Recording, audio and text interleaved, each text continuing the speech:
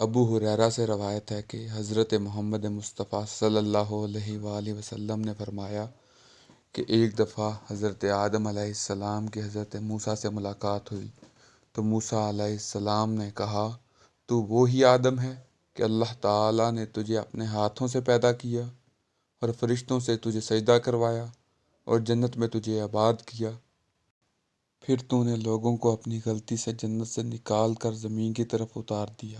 حضرت آدم علیہ السلام نے فرمایا کہ تو وہی موسیٰ ہے جس کو اللہ تعالیٰ نے اپنے کلام اور پیغام کے لیے تجھے خاص کیا اور تجھے ایسی تختیاں دی جس میں ہر چیز کی وضاحت ہے، اور اس نے تجھے اپنے ساتھ ہم کلامی کے شرف سے نوازا۔